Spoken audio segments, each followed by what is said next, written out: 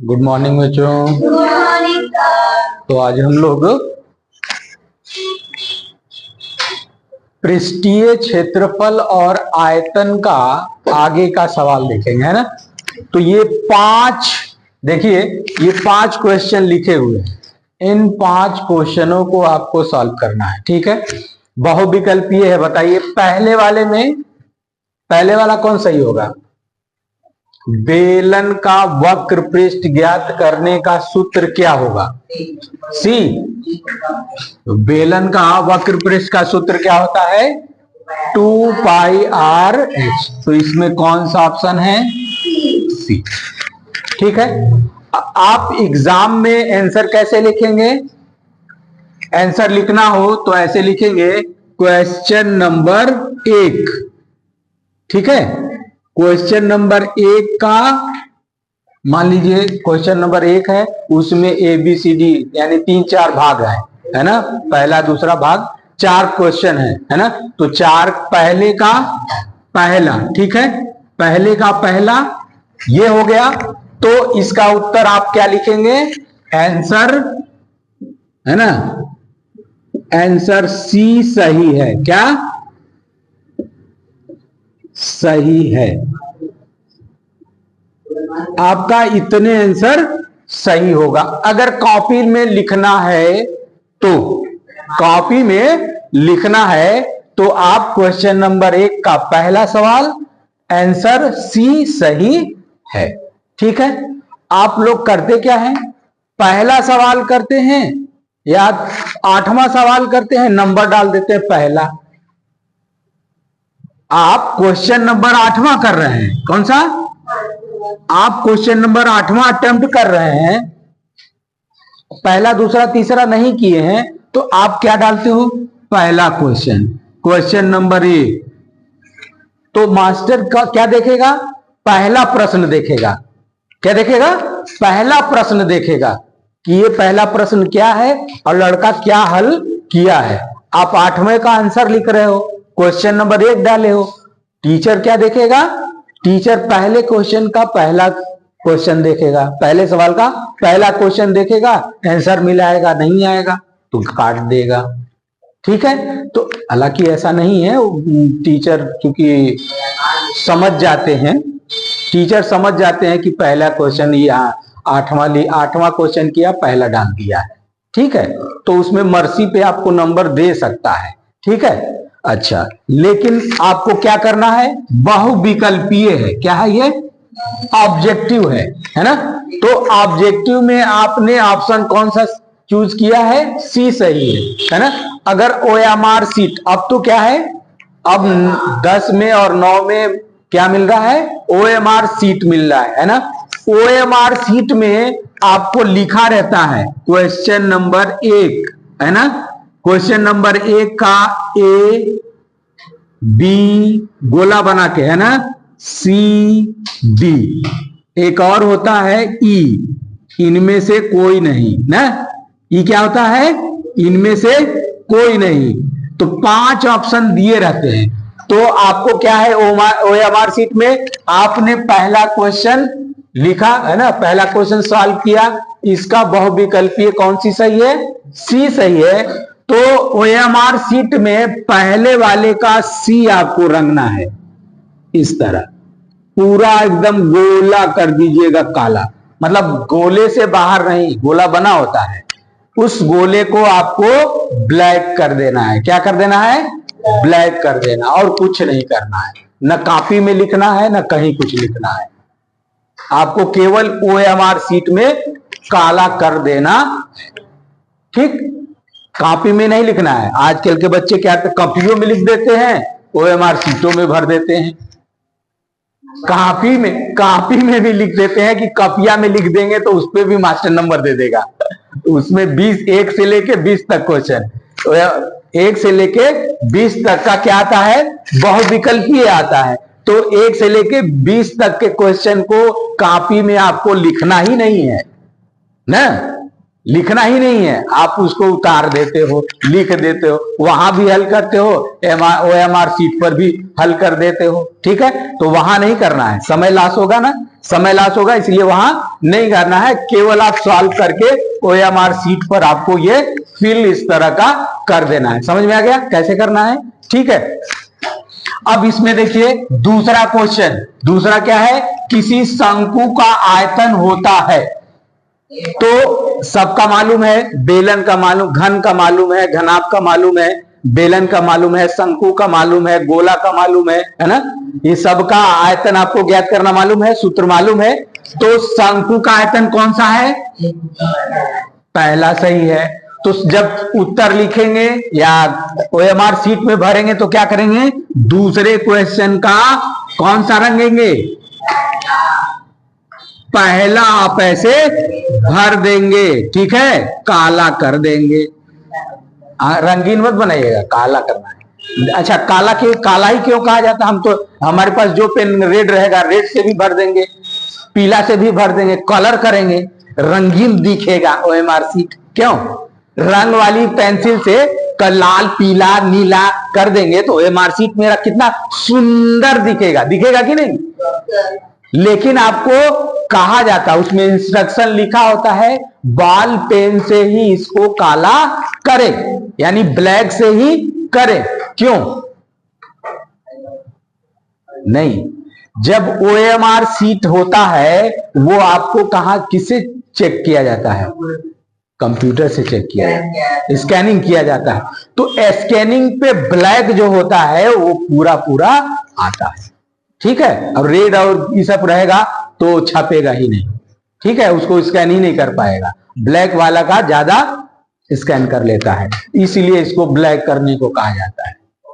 इसलिए आप लोग रंगीन मत कीजिएगा, अपनी तरह जैसे आप लोग रंगीन हैं वैसे ही OMR शीट को रंगीन मत बना दीजिएगा, ठीक है। हाँ, तो ठीक है, दूसरा क्वेश्चन सॉल्व हो गया, दूसरा सही हो गया, सबको मालूम है, ठीक है।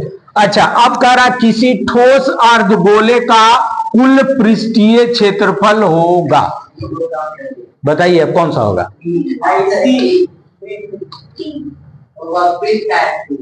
हाँ, तो कौन सा सही है? ऑप्शन बी आपका सही है। क्या है?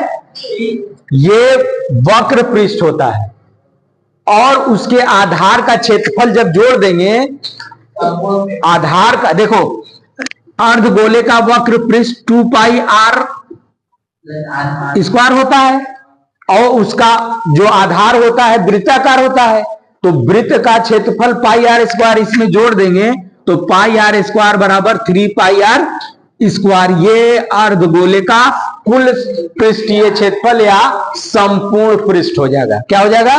तो कौन सा सही है? बी, है ना। तो क्वेश्चन 3 के लिए आप OMR शीट में कौन सा भरेंगे?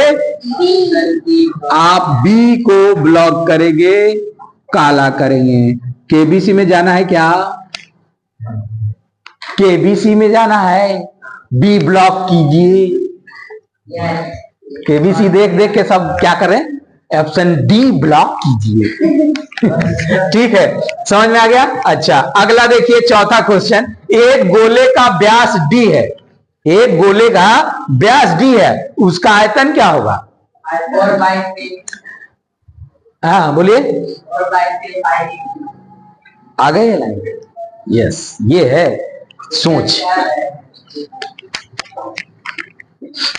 अच्छी बात है। सोचिए कि क्या कहा जा रहा है, केवल सूत्र भी पता होने से नहीं काम होगा। देखिए, कह रहा है कि एक गोला है, क्या है? गोला है, उसका व्यास d है, इसका व्यास d है, तो त्रिज्या कितनी हो जाएगी? d/2 हो जाएगी, होगी ना। और जब d हो जाएगी तो आयतन कितना होता है? 4/3πr³ होता है। आप 4/3πd r के स्थान d/2 रख दीजिए, हो जाएगा ना।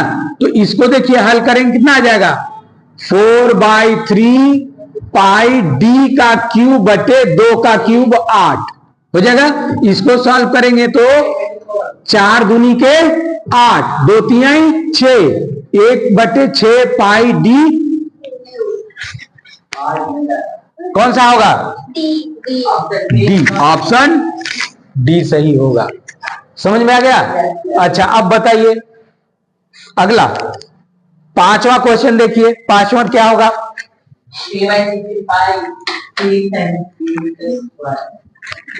फिर देख लीजिए, सही है? कौन सा? बी। 1/2 सेमी व्यास वाले, 1/2 सेमी व्यास है अर्धगोले का संपूर्ण पृष्ठ, ठीक है? तो ये अर्धगोला है। क्या है? ये अर्धगोला है। इसका व्यास कितना है? 1/2। तो r कितना हो जाएगा? d/2 होता है। 1/2 रख दीजिए तो ये हो जाएगा 1/4। r कितना आ गया? 1/4। और संपूर्ण पृष्ठ कितना होता है? TSA 3πr² होता है ना? कितना होता है? 3πr²। r की वैल्यू रख दीजिए 3π 1/4 का स्क्वायर, तो 3π 1/4 का 16 कितना आ जाएगा? 3/16 पाई ना? क्या होगा? 3/16 सेंटीमीटर स्क्वायर। यानी कौन सी ऑप्शन सही है? बी सही है। यानी ऑप्शन बी ब्लॉक किया। समझ में आ गया? अब आपको यह समझ में आ गया कि आपको जो क्वेश्चन करना है बहुविकल्पीय का 1 से लेकर 20 क्वेश्चन तक, वो आपको सॉल्व करके कहां भरना है? OMR शीट पर। आपको अपनी कॉपी में नहीं उसको लिखना है, ठीक है? 20 नंबर आपको ऐसे दिए जाते हैं जैसे, मतलब आप ये समझ लीजिए कि फ्री में दी जाती है। हाँ, फ्री में देने के लिए आपको ऑब्जेक्टिव किया गया है कि आप फ्री ले लीजिए बेटा। उसमें भी क्या बेटा? उसमें भी छमाही में कितना लोग पाते हैं? 1 2 4 3, हम गए 0 से, हैं? तो इस चीज को अभी से, अभी आपका क्या है? दिसंबर चल रहा है, अभी भी आपके पास मात्र 2 महीने हैं, मात्र 2 महीने हैं। और इस 2 महीने का अगर आपने सही तरीके से प्रयोग कर लिया, साल भर, आज से अप्रैल से आपका सेशन शुरू होता है और आज दिसंबर हो गया, दिसंबर से, अप्रैल से लेकर दिसंबर तक के समय को आपने कुछ नहीं यूज किया, जाने दीजिए, चिंता मत कीजिए। लेकिन अब ये जो 2 महीना बचा है, उस 2 महीने को आप प्रयोग करिए,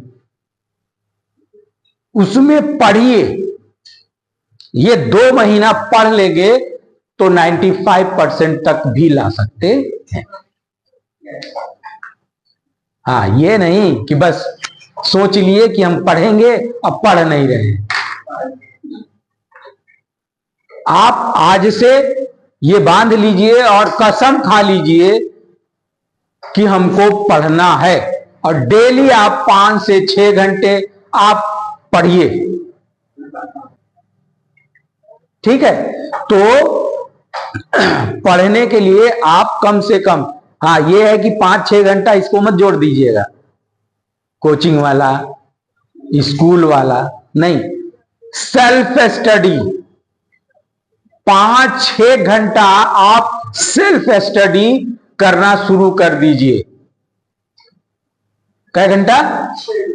5-6 घंटा, 7 घंटा, मतलब इसके ऊपर आप जा सकते हैं, ऊपर भी आप जा सकते हैं, 5 जितना पढ़ लें। लेकिन आप आज से लेके 5 से 6 घंटा पढ़ना शुरू कर दीजिए, आपको 95% लाने से कोई नहीं रोक सकता।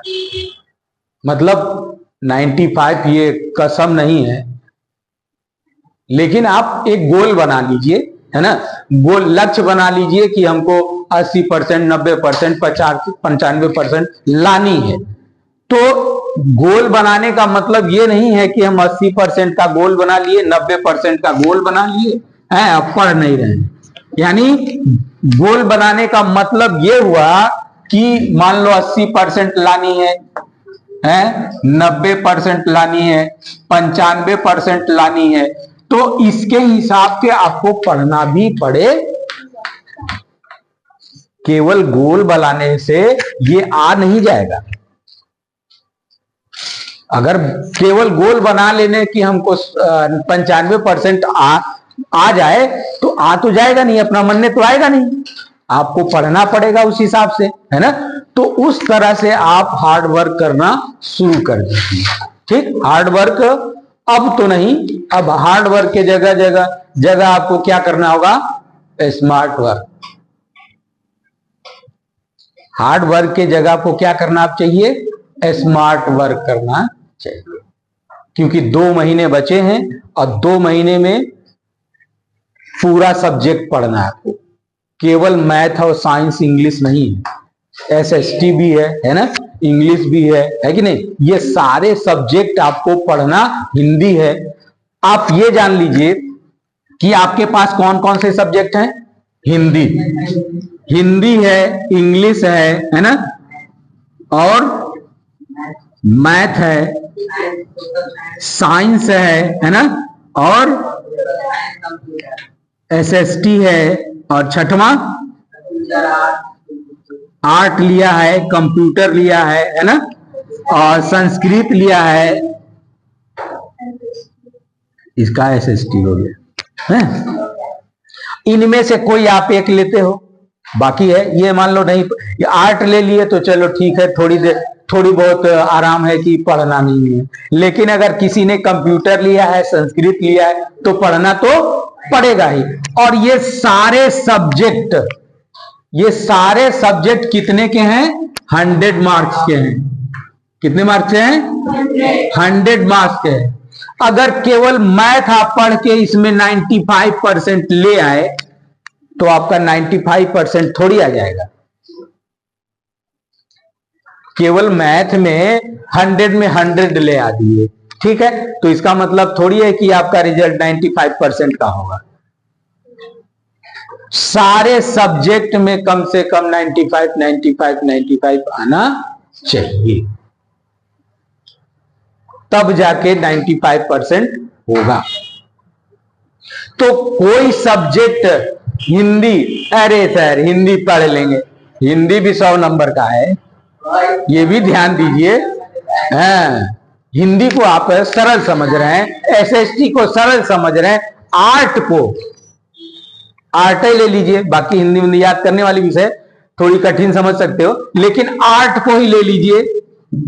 आर्ट कितने का होता है, 100 मार्क्स का होता है कि नहीं, तो आर्ट भी बनाने आना चाहिए ताकि 95%। हाँ ये बात है, इसमें फेल नहीं हो सकते। पोत दोगे पोचारा लेके भी पोत दोगे तो 33 मिल जाएगा, है मिलेगा ना। लेकिन आप सोच लीजिए, एक 95% लाने वाला लड़का अगर आर्ट लिया है और वो पोत के आ जाए पोचारे से, तो क्या 95% उसका हो जाएगा।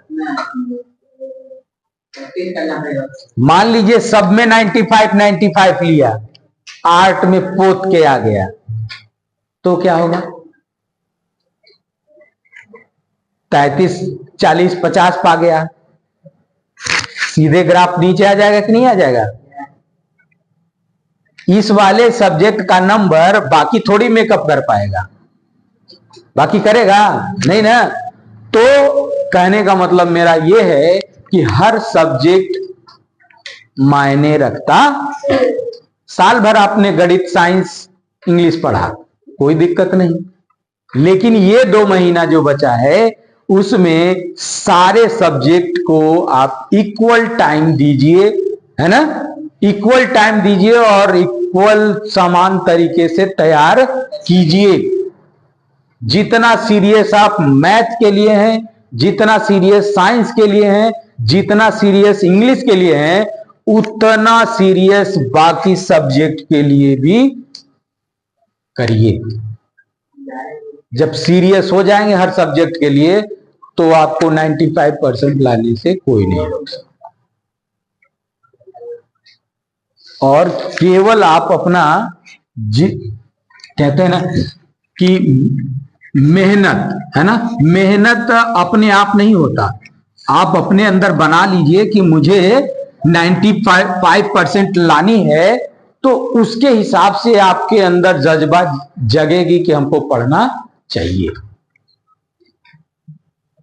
और अब उसके लिए, पढ़ने के लिए अब 2 महीना ही है, 2 महीना में आप जतन कीजिए, कसम खा लीजिए कि मुझे पढ़ना है। नींद को त्याग दीजिए। आज नींद अगर आप त्याग देंगे तो कल आपका सुकून वाली नींद लेंगे। रिजल्ट आएगी, उसके बाद सुकून की नींद आएगी। वरना अगर आज सोए तो रिजल्ट के बाद आप फिर सुकून से सो नहीं पाएंगे।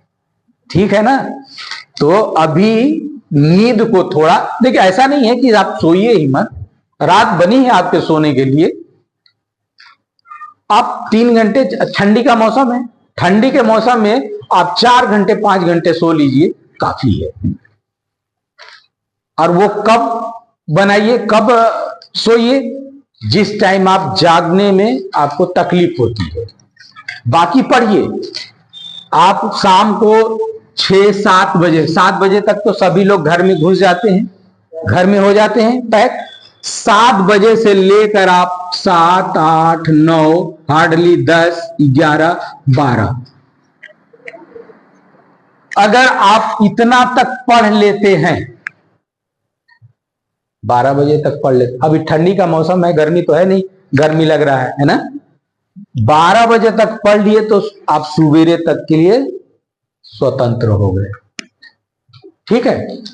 आप 5 बजे भी जाग जाइए, 6 बजे भी जागिए। अगर 12 नहीं जाते हैं तो हार्डली 10 बजे तक, 11 बजे तक पढ़ लीजिए।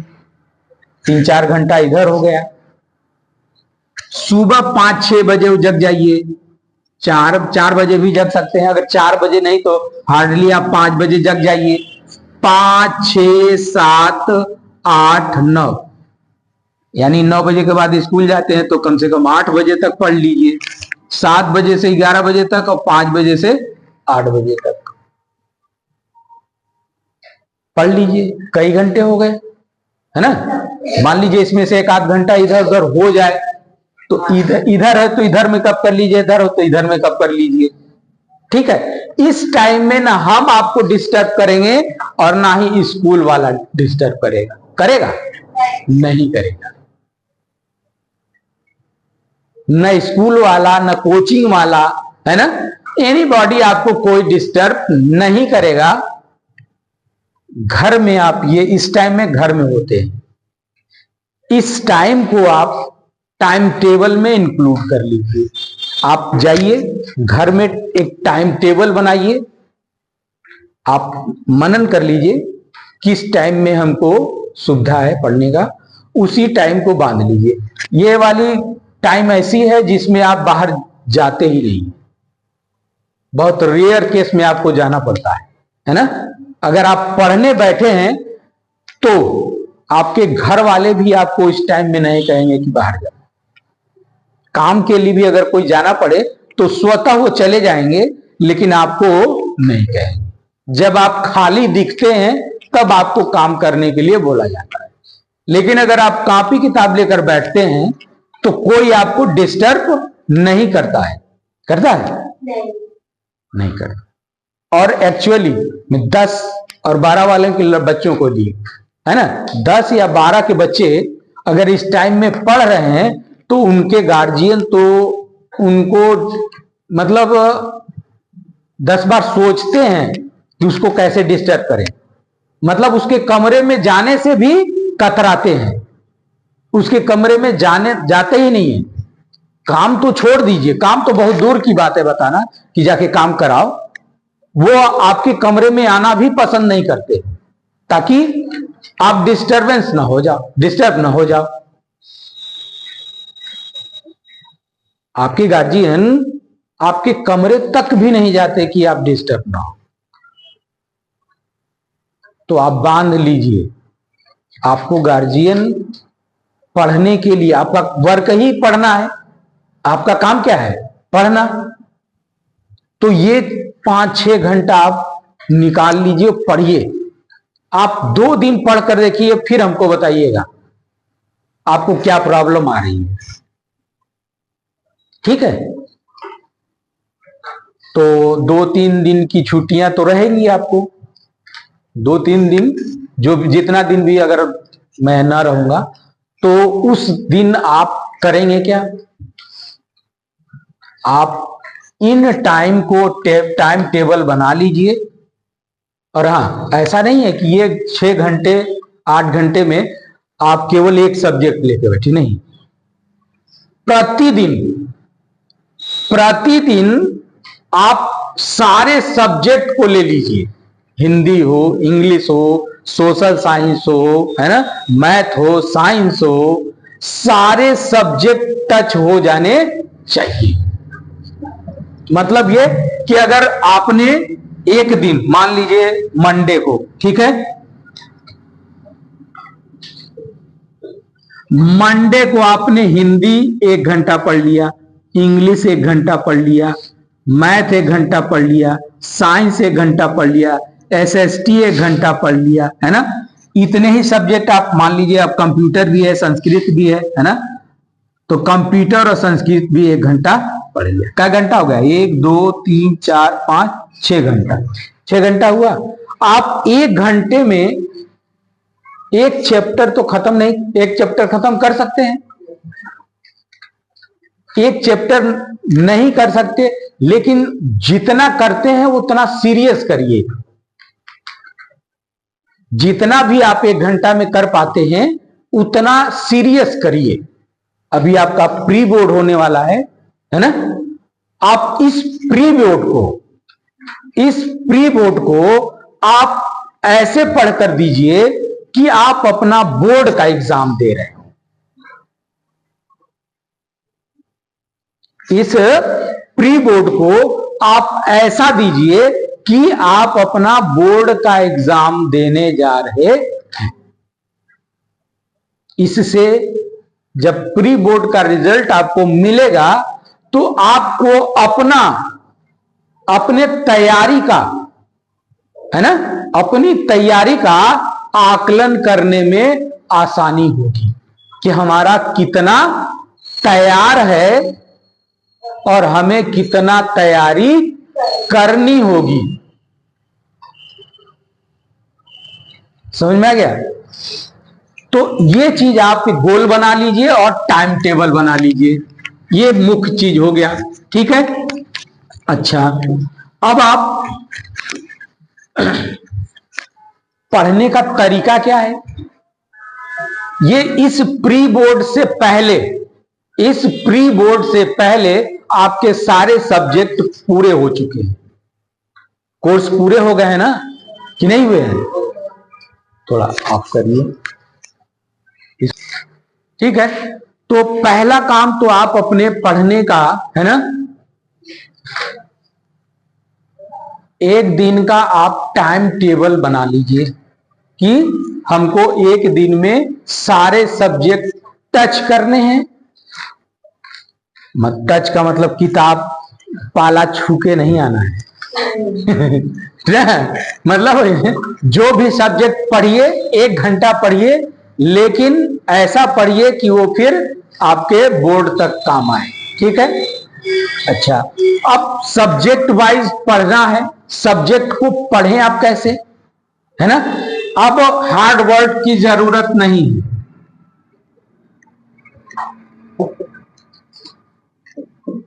अब ये हार्ड वर्क छोड़कर आप आ जाइए स्मार्ट वर्क पे।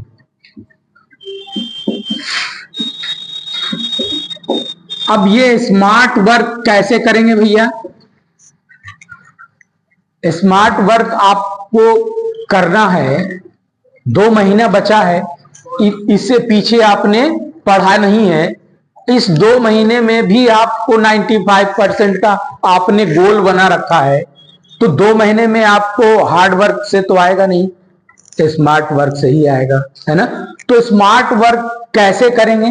तो सबसे पहले देखिए, सारे सब्जेक्ट, हम आपको मैथ का एग्जांपल लेके दिखा रहा हूं, है ना।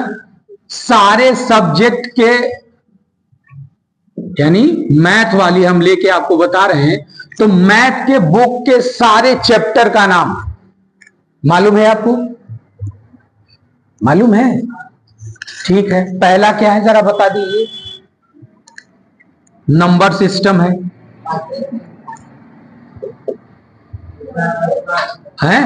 पॉलिनोमियल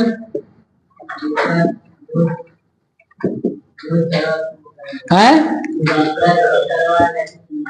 क्वाड्रेटिक इक्वेशन, है ना, है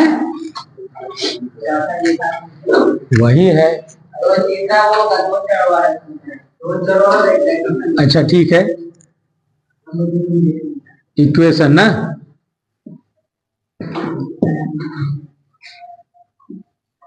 टू वेरिएबल,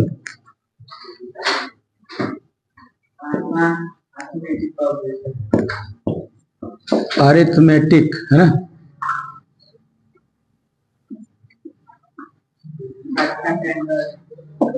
और ट्रायंगल, कोऑर्डिनेट ज्योमेट्री ना, ज्योमेट्री,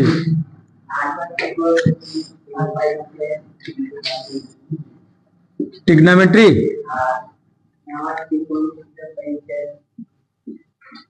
ट्रिग्नोमेट्री एप्लीकेशन ना, एप्लीकेशन ऑफ ट्रायग्नो है, सर्कल, और ठीक है, मान लीजिए लास्ट वाली प्रोबेबिलिटी ना, और स्टैटिक्स, स्टैटिक्स है ना। अच्छा, अब और ये surface area and volume,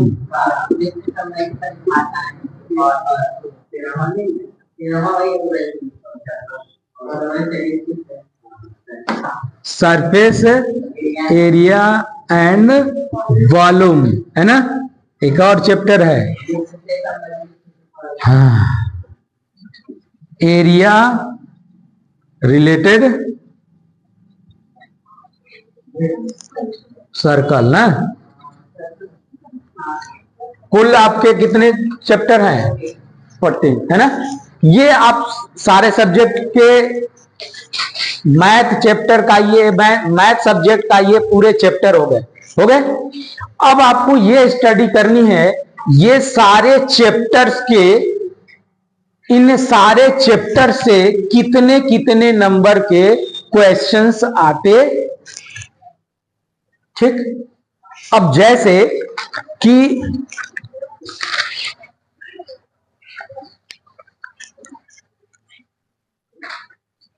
number system से मान लीजिए 5 नंबर का आता है, ठीक है, और बीज गणित से आपको 20 नंबर का आता है, 18-20 नंबर, मतलब दूसरा तीसरा चौथा क्वेश्चन, ठीक, बीज गणित से 18, है ना। निर्देशांक, अच्छा ये भी उसी में आता है, हाँ, अर्थमेटिक भी प्रोग्रेशन से मिला के वही हो गया, है ना। अब निर्देशांक ज्यामिति, ट्रायंगल से मान लो 5 नंबर, ठीक, और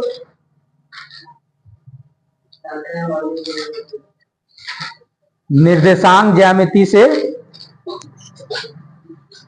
ये ज्योमेट्री से 5 नंबर का है, एंगल्स भी उसी में आता है, 10 नंबर मान लीजिए, ठीक है, 10 नंबर। अच्छा, अब त्रिकोणमिति, ट्रिग्नोमेट्री से मान लीजिए कि आपका आता है 12 नंबर, ठीक, और मेंसुरेंसर यानी सरफेस रिलेटेड और सरफेस एरिया से आपका आ गया 10 नंबर। ठीक, अब स्टैटिक्स ऑफ प्रोबेबिलिटी से हो गया 10 नंबर। ये सर्कल भी इसी में आ जाएगा, ठीक है ना। तो इतने नंबर आप बांध लीजिए, आप देख लीजिएगा कौन कितना आता है। यानी कि आपको ये समझ में आ गया कि इस टोटल सब्जेक्ट मैथ सब्जेक्ट के प्रत्येक चैप्टर से इतने इतने नंबर का क्वेश्चंस आता है। अब इसके आगे आपको क्या करनी है, हर मतलब इस चैप्टर को उठानी है। इस चैप्टर को, जैसे कोई भी चैप्टर आप उठा लीजिए, नंबर सिस्टम, ठीक, हमने उठा लिया क्या,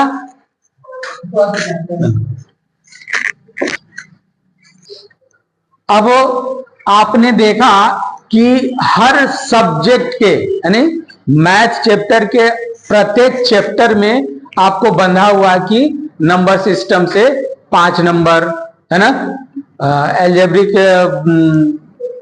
एक्सप्रेशन से या एल्जेब्रिक से आपको 10 नंबर, 18 नंबर है ना, और ये सब आपको पता हो गया। ठीक, अब मान लीजिए कि पहला चैप्टर आपका नंबर सिस्टम है।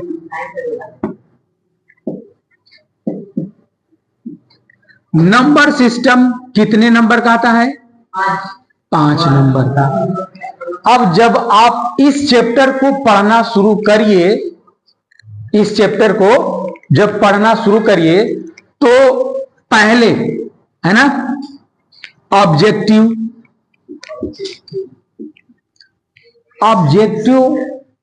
में से है ना जो इंपॉर्टेंट क्वेश्चन है, ठीक है, इंपॉर्टेंट क्वेश्चंस है उनको, उनका नोट बना लीजिए। ठीक है, जो ऑब्जेक्टिव है उनका इंपॉर्टेंट क्वेश्चन का, देखिए जब 10 क्वेश्चन है, 10 क्वेश्चन आप पहले आप क्वेश्चन बैंक ले लीजिए, क्वेश्चन बैंक ले लीजिए, बुक को छोड़ दीजिए। क्वेश्चन बैंक में टोटल आपके, जैसे आप नंबर सिस्टम चैप्टर खोलेंगे तो उसमें इंपॉर्टेंट क्वेश्चन छांट के दिया हुआ है, दिया है ना। अब उन्होंने छांट कर पूरे नंबर सिस्टम का दे दिया। अब आप क्या करिए, उसको पूरा पढ़िए। उस पढ़ने के बाद, उसको पढ़ने के बाद उसमें से भी आप इंपॉर्टेंट क्वेश्चन निकाल लीजिए। कैसे निकालेंगे, देखिए कि 20, 21, 22, 23, 24 आपको एग्जाम किस सन में देना है, 2025 में। तो इन 20, 21, 22, 23, 24, 1, 2, 3, 4, 5 साल के पेपर में आए हुए क्वेश्चनों का नोट बना लीजिए। क्या बनाएंगे, नोट्स बना लीजिए। ऑब्जेक्टिव का हो गया, इसी तरह शॉर्ट का बना लीजिए, वेरी शॉर्ट का।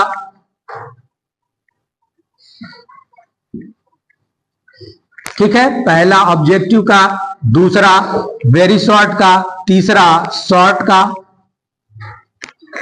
और चौथा लॉन्ग का।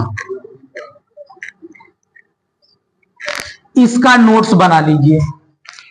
ठीक है, जैसे ऑब्जेक्टिव को आपने पढ़ा उसमें से इंपॉर्टेंट क्वेश्चन का नोट बना लिया, उसी तरह वेरी शॉर्ट पढ़ा, उसका वेरी इंपॉर्टेंट क्वेश्चन का नोट्स बना लिया। देख लिया कि ये इन सन में आया हुआ है तो आपने नोट्स बना लीजिए। नहीं, ऐसा नहीं है कंपलसरी आएगा। अभी मैंने आपको, देखो जब आप ये मान लोगे कि ये क्वेश्चन आएगा तो दूसरा क्वेश्चन नहीं पढ़ना ना। आपको सिर्फ ऐसा क्वेश्चन चुनना है प्रोबेबिलिटी के हिसाब से।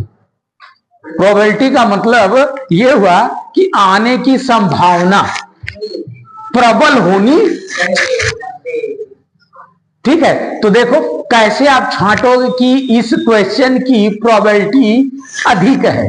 तो देखो जैसे 25 में देना है तो 24 वाला की प्रोबेबिलिटी कम है, क्योंकि पिछले साल आ चुका है तो इस साल आने की चांस कम है।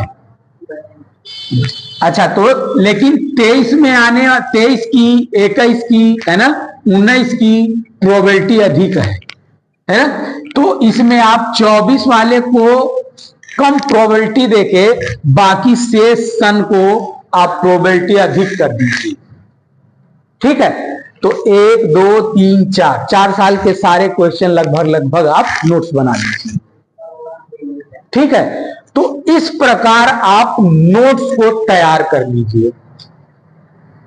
ठीक है, नोट्स जब तैयार कर लेंगे तो एक फायदा आपको यह होगा कि परीक्षा के 1 दिन या 2 दिन, अरे 1-2 दिन भी अगर टाइम मिल गया तो आप केवल इस नोट्स को पढ़कर जाएंगे। फिर आप कॉपी नहीं छूना, किताब नहीं छूना, है ना, कोई और क्वेश्चन बैंक अलग से मत देखना, है ना, कंफ्यूज हो जाएंगे। जब आपने क्वेश्चन बैंक या किताब से या जहां जिस सोर्स से आप निकाल कर, है ना, हर चैप्टर का आपने नोट्स बना लिया। जब नोट्स बना लिया तो सिर्फ उसी नोट्स को आपको रिवीजन करनी है, क्योंकि आपको पता है कि इस चैप्टर का हमने ऑब्जेक्टिव जितना मोस्ट इंपॉर्टेंट क्वेश्चन था हमने नोट्स बना लिया है। ऑब्जेक्टिव का भी, वेरी शॉर्ट का भी, शॉर्ट का भी, लॉन्ग क्वेश्चन का भी बना लिया है। तब हमको किताब छूने की जरूरत ही नहीं है, क्वेश्चन बैंक छूने की जरूरत ही नहीं है। हम अपने हिसाब से देखिए, जब आप नोट्स बनाएंगे किताब बुक से, है ना, बुक्स हो गया और क्वेश्चन बैंक हो गया, ये सब चीजें अदर चीज है ना, ये किसी और ने लिखा है अपने वेब में अपने तरीके से। बुक और क्वेश्चन बैंक उस किसी ने अपने तरीके से लिखा है, हमने क्वेश्चन वहां से उठाया और अपने तरीके से सॉल्व किया और ये नोट्स बनाया। तो ये वाला ज्यादा आपको समझ आएगा। जैसे ही आप खोलेंगे सेकेंडों में ये क्वेश्चन, जो भी क्वेश्चन आप रीड करेंगे सट से इसका सॉल्यूशन आपके माइंड में कौंध जाएगा। समझ में आ गया? अच्छा, और क्या होगा? अब आप दूसरी चीज, दूसरे पर ध्यान ही नहीं है, हमको एक्स्ट्रा क्वेश्चन देखना ही नहीं है। जब परीक्षा के दिन, पेपर जिस दिन हो उस दिन नई क्वेश्चन को तो टेकअप करनी ही चाहिए। क्या कर रहे हैं आप? पेपर जिस दिन है, पेपर के दिन आपको नई क्वेश्चन टेकअप करनी ही नहीं है। अगर आप कर लिए तो कंफ्यूज हो जाएंगे, जो तैयार किए हैं वो भी कंफ्यूजन में चला जाएगा। ठीक है, तो जितना आप पेपर से पहले जितना आपने नोट्स बनाया है केवल उसी का रिवीजन करके उसी को तैयार करके जाइए। ठीक है, नई क्वेश्चन को तो आप कतई मत पेपर से पहले पढ़ के जाइएगा। ठीक है, और जिसको पढ़ना भी है तो उसकी नोट्स आप अपना बना लेंगे। जैसे नंबर सिस्टम में लगा कि अरे एक क्वेश्चन ये वाला बहुत इंपॉर्टेंट लग रहा है, तो उसकी नोट्स बना लीजिए, तैयार कर लीजिए, तब पढ़ के जाइएगा।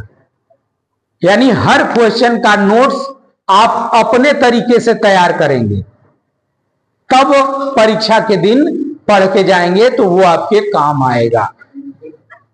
बहुत सारे ऐसे बच्चे हैं, नोट्स बनाने की जरूरत ही क्या है, मोबाइल है मेरे पास, क्वेश्चन बैंक है मेरे पास, जब मन करेगा मोबाइल पे टाइप करें देख लेंगे, वो काम नहीं आएगा। और हाँ, इस बीच में अभी आपको जो चीज छोड़ना है, समझ में आ गया कि एक चैप्टर में क्या हमको करना है। इसी प्रकार सारे चैप्टर का नोट्स बना लीजिए, प्लस सारे सब्जेक्ट का भी नोट्स इसी प्रकार बना। देखिए एक चीज, ऑब्जेक्टिव पढ़ेंगे नोट्स बनाएंगे, ऑब्जेक्टिव पढ़ेंगे नोट्स बनाएंगे, 2 बार पढ़ लिए। आपने ऑब्जेक्टिव पढ़ा, लगाया, उसका फेयर नोट्स बनाया, 2 बार हो गया कि नहीं? हर सवाल का 2 बार 3 बार आप ऐसे पढ़ लेंगे और 2 घंटा 3 घंटा पढ़ लेंगे, पता ही नहीं चलेगा कई घंटा हम बैठ गए। ठीक है। और कॉपी या क्वेश्चन बैंक में तो सब दिया हुआ है, दिया ना, क्वेश्चन बैंक में सब दिया हुआ है। अगर आप सोचेंगे कि हम इसी से पढ़ लेंगे, नोट्स बनाने की क्या जरूरत है, तो आपके माइंड में एक आ जाएगी कि अरे सब लिखा हुआ है, पढ़ लेंगे, आज नहीं पढ़ कल पढ़ लेंगे, आज नहीं कल पढ़ लेंगे। नहीं, हाँ, तो आप लिखा हुआ है फिर भी आप यहां नोट्स बनाइए। ठीक है। आप जब भी लिखेंगे उसको अपने तरीके से लिखेंगे, अपने अनुसार लिखेंगे, है ना, तो वो ज्यादा बेहतर समझ में आएगा। ठीक है। तो इसी तरह सारे सब्जेक्ट का आप नोट्स बना, सारे चैप्टर का नोट्स बना लीजिए, सारे सब्जेक्ट का नोट्स बनाइए, है ना। अच्छा, लेकिन अब आपको इसके बीच छोड़ना भी तो है। ठीक है, मिटा दूं? तो अभी आपने चैप्टर वाइज आपने नोट्स बनाने का देख लिया। ठीक है। अब ये 2 महीने में स्मार्ट वर्क तो समझ में आ गया कि क्या करना है, लेकिन आपको इसके साथ साथ कुछ छोड़ना भी है। क्या छोड़ेंगे? हैं? फोन, ना, मोबाइल फोन छोड़ दीजिए भाई। मोबाइल आप इसका यूज करना बंद कर दीजिए। ठीक है। पहला काम तो मोबाइल का यूज करना बंद कर दीजिए। हाँ, ऐसा नहीं है, यूज करेंगे, कब करना है? जैसे आप नोट्स बना रहे हो, किसी चीज की तैयारी कर रहे हो और वहां पे कोई ऐसा प्रॉब्लम आ जाए जो आपके बुक नहीं सॉल्व कर पा रहा है, क्वेश्चन बैंक सॉल्व नहीं कर पा रहा है, हर समय आपके साथ टीचर मौजूद घर में नहीं होगा, अध्यापक आपके साथ आपके घर में मौजूद नहीं होगा, तो वहां पर आप इसका यूज कर सकते हैं। लेकिन केवल वर्क के लिए, अपनी प्रॉब्लम को सॉल्व करने के लिए, ना कि रील देखने के लिए। ठीक है। ऐसा नहीं है कि लड़के करते क्या है, घर वाले से मोबाइल खरीदते हैं तो ये कहकर खरीदते हैं कि हमको ऑनलाइन पढ़ना है। क्या करना है? ऑनलाइन पढ़ना है। और पढ़ते भी हैं, ऐसा नहीं है कि नहीं पढ़ते हैं, पढ़ते हैं सब। कब? देखो, जब मम्मी पापा या घर का कोई सदस्य होता है तो उस समय पढ़ाई वाली चीज पढ़ने लगते हैं। ठीक है। और जैसे ही खिसकते हैं घर वाले तो सट से रील पे पहुंच जाते हैं। कहां पहुंच जाते हैं? हाँ, जैसे पढ़ने वाली चीज यहां पढ़ रहे हो है, और जब घर वाले हट जाते हैं तो यहां रील पे पहुंच जाते हैं, रील पे। और रील में जब व्यस्त हो जाते हैं, जब ये रील में व्यस्त रहते हैं तो घंटों का पता नहीं चलता है, मतलब अनगिनत घंटे खत्म हो जाते हैं, पता ही नहीं चलता, मतलब समय का तो पता ही नहीं चलता है। 2 घंटा 3 घंटा 4 घंटा।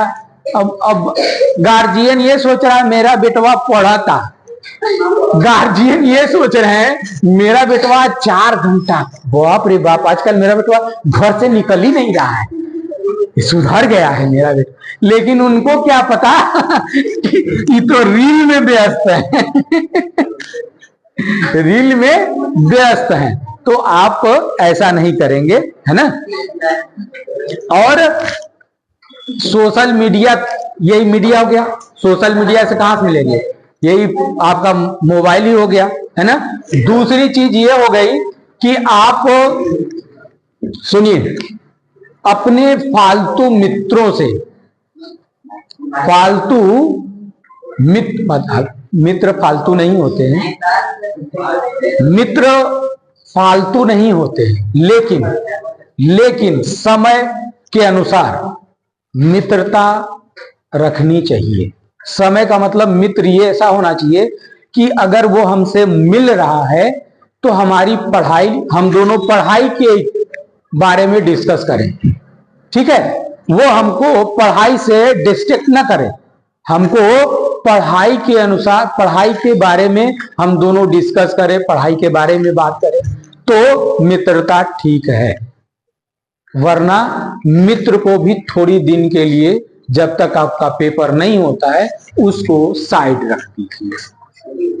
रिश्तेदारी को भी थोड़ा साइड रख दीजिए। हैं? ऐसा है कि अगर मित्र गुस्साएगा तो हम मना लेंगे। अगर मेरा मित्र, हम नहीं उससे मिल रहे हैं, नहीं बात कर रहे हैं, तो थोड़ी देर के लिए मान लीजिए कि गुस्सा रहेगा, है ना, लेकिन हम उसको पेपर के बाद मना लेंगे। लेकिन अगर पेपर बिगड़ गया तो रिजल्ट बिगड़ जाएगा, और रिजल्ट बिगड़ गया तो आपका मित्र तो बना नहीं पाएगा, बनाएगा नहीं ना, रिजल्ट फिर कोई बना नहीं पाएगा। इसलिए हम वो चीज छोड़ सकते हैं जिसको हम बाद में बना सकते हैं। अरे यही नहीं करना पड़ा, अरे यार दोस्त गड़बड़ा गया था, पढ़ने में व्यस्त हो गए थे, इसलिए नहीं मिल रहे थे, हैं, माफ कर दो, हैं। तो मित्र कैसा होगा जो माफ नहीं करेगा? तो मित्र भी तो होगा, तो उसको भी तो पढ़ना होगा, उसको भी पढ़ना होगा। आप उसको भी फोर्स करिए कि अब ठीक है, हम लोग नहीं मिलेंगे, कम मिलेंगे, लेकिन दोनों पढ़ेंगे, और जब भी मिलेंगे पढ़ाई के बारे में डिस्कस करें। हाँ, रिलेशन वाले थोड़ा सा ये है कि रिलेशन वाले करेंगे तो रिलेशन से कोई उतना नहीं है, आप रिलेशन को, जरूरी नहीं है कि आप रिलेशन को इन्वॉल्व कर लीजिए, है ना। रिलेशन भी बाद में सही हो सकता है, ठीक है। तो मेरे ख्याल से इतना चीज अगर आपको समझ में आया है ना, तो आज से शपथ ले लीजिए, शपथ। दुनिया में बहुत सारे लोगों ने आपको शपथ दिलाया होगा, लेकिन आपके फायदे के लिए नहीं, खुद के फायदे के लिए। लेकिन आज जो शपथ लेने जा रहे हैं आप, वो खुद के लिए है। किसके लिए?